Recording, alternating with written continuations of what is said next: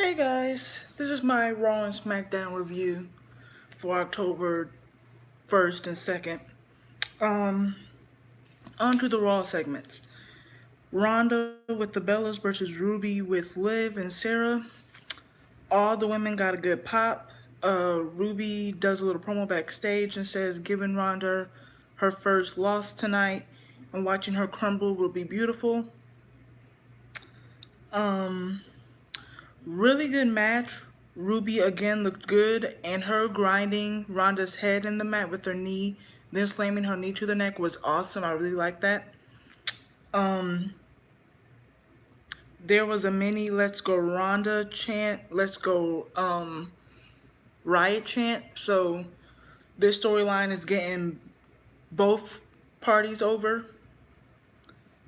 So to the people that say, "Oh, the Riot Squad isn't getting anything from Work with the Bellas," not trying to be funny, this is probably the most the Riot Squad has gotten a reaction or people have cared about them since her feud with freaking Charlotte. So, um,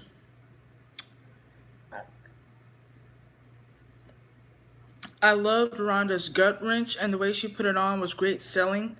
So she's really good at selling. I really like that. Ruby taps to the armbar and Ronda wins. This may sound dumb because it's Ronda Rousey, but I love the fact that Ronda isn't afraid to take a bump so early isn't afraid to take big bumps so early in her career because some women have been afraid to get hit. That's why the sequences look messed up or do a move on the apron, let alone a move, let alone a barricade bump or the bumps that she took at Money in the Bank. So big ups to her for that. And y'all know the women that I'm talking about. Y'all know who I'm talking about. I ain't gonna name no names, but y'all know who I'm talking about. Um. So yeah, really good match. Um. Really good segments. I'm not sure if I'm going to do the Women's Rumors review today or tomorrow. I guess it just depends. But yeah, really good. Really good match. I like that Ronda I like that they aren't booking Ronda as I like that they aren't booking Ronda as Brock Lesnar and I'm more booking her towards Asuka where it's like, yeah, she's undefeated, but she's not squashing people in 2 minute matches. She's being booked vulnerably but still being able to come out on top. They're letting people have a fighting chance against her so that she doesn't look invincible. Like that's what people didn't understand about Asuka and about the Undertaker was that their streaks wasn't about them squashing people or them just dominating everyone. It was about them winning in the end. As long as they won, they didn't care. But the competitive matches and all that made it even better. It made people feel like, okay, Undertaker streak could have easily been broken then, or Oscar streak could have easily been broken then. So I like that with Ronda. I like that they have her be undefeated, but they aren't having her squash people in 2 minute or 5 minute matches, and that they're letting her opponents have a fighting chance against her. And it's believable. I like that. Especially because we know some people that said that if they weren't booked that way, they wouldn't be here. And Ronda isn't doing that to me. So that makes me respect her even more, especially considering how big she is. A moment of bliss segment. Alexa makes up this elaborate story about her meeting Trish, pretty much, which was funny as hell to me.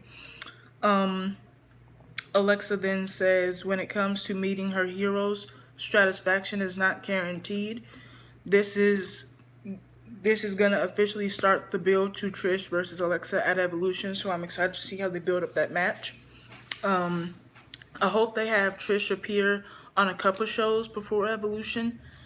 Um, Especially since Alexa is probably like one of the few women that can go back and forth with Trish on the mic.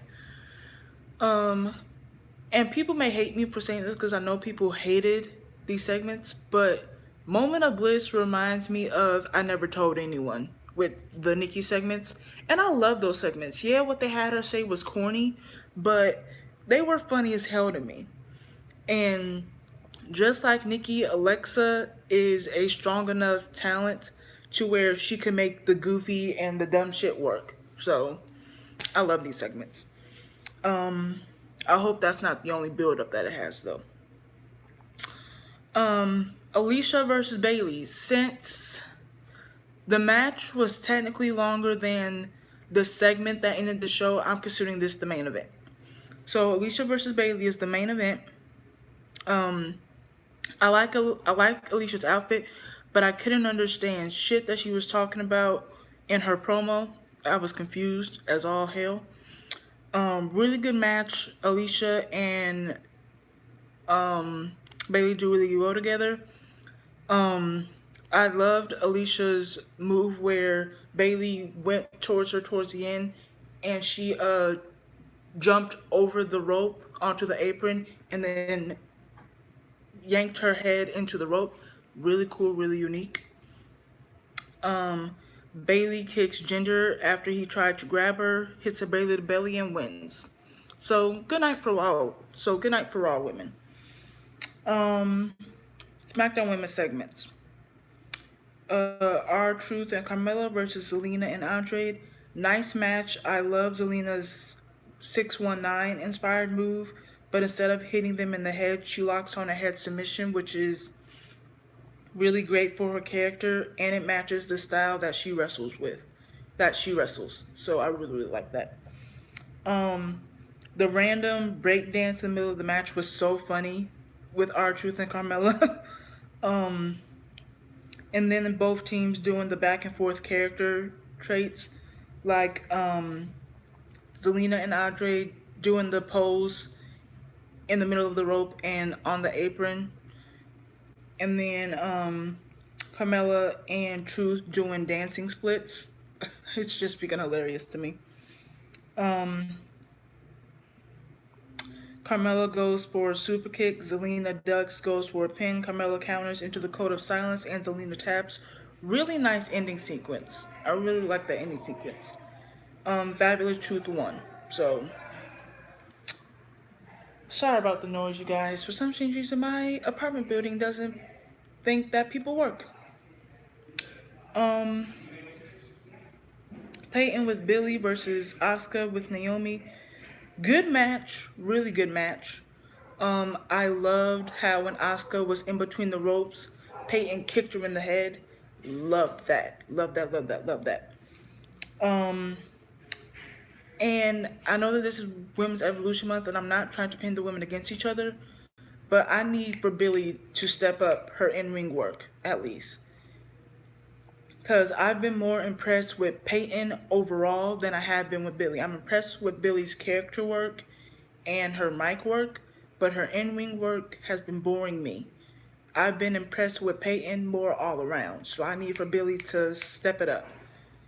Especially since she and Peyton were in the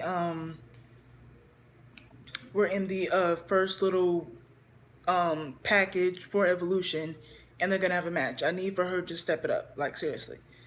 I'm not saying she's bad, but I haven't been impressed with her as I have been with Peyton. And when it comes to tag teams, I need to be impressed with both of y'all, not just one. At least for me personally. I don't know about anyone else. But I love the sequence of Peyton going for a kick. Asuka goes for one, she gets caught, and then Peyton hits the Widow's Peak. That was really, really cool to see. I think Asuka kicked her, or she did. Uh, I don't know. I was honestly so sleepy by that time that I didn't even really pay attention, but I knew that Asuka won. So Asuka won. So most likely, so Asuka won. Um, and I love Naomi's outfit, by the way. I loved her eyeshadow. Becky's surprise for the Super Showdown segment is the main event. Becky runs this division, and she has a surprise for the WWE Universe. She reveals her Super Showdown poster of her standing over Charlotte from the Attack photo shoot segment last week. Charlotte comes out and attacks her, and she says, "You think this is funny?" and throws her through the poster. She uh puts her in a leg lock on the floor. So Charlotte really kicked Becky's ass. Um, so yeah, uh, that was Raw and SmackDown for this week. Monday starts the official build up for Evolution, which I'm excited for, and yeah. So I'm excited to see how WWE builds up the matches. I'm excited to see how they build up the all the women and all that. So looking forward to this month. All right. Talk to you guys later. Bye.